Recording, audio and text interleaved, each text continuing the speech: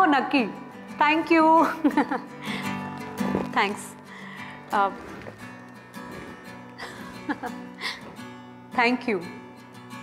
फक्त 2च शब्द जगात सगळ्यात जास्त वापरले जाणारे. कदाचित आय लव्ह यू पेक्षाही जास्त. समोरच्यालाही किती समाधान मिळतं आपल्या एका छोट्याशा थँक्यूनं.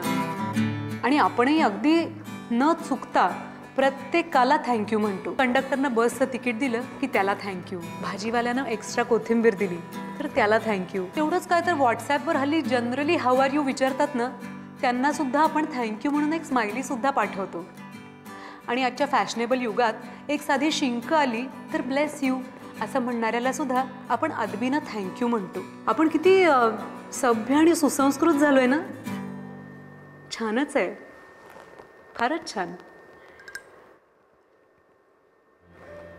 पण काही माणसांना, काही जवळच्या माणसांना आपण या थँक्यूच्या यादीत का घेत नाही बरं?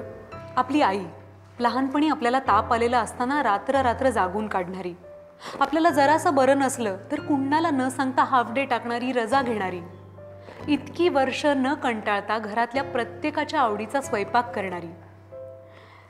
आपली बहीण लहानपणी भले कितीही भांडलो असू आपण, पण प्रत्येक राखी पौर्णिमेला आणि भाऊबीजेला मायेनं आतून आपली आठवण काढणारी.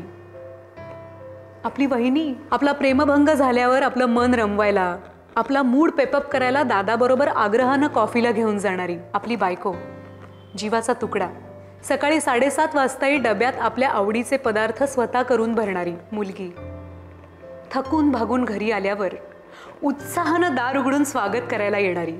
या सगळ्यांना कधी थँक्यू म्हणालोय आपण? किती सहज दुर्लक्षित करतो आपण यांना. का?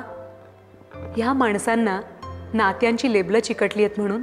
औपचारिक धन्यवाद नकोत बुवा, ठीक आहे ना, तर मग अनौपचारिक पद्धतीनं का होईना एखादी मिठी, एक नजर, एक स्पर्श तरी तुम्हाला त्यांच्याबद्दल वाटणारं कौतुक त्यांच्यापर्यंत पोचवू देत की.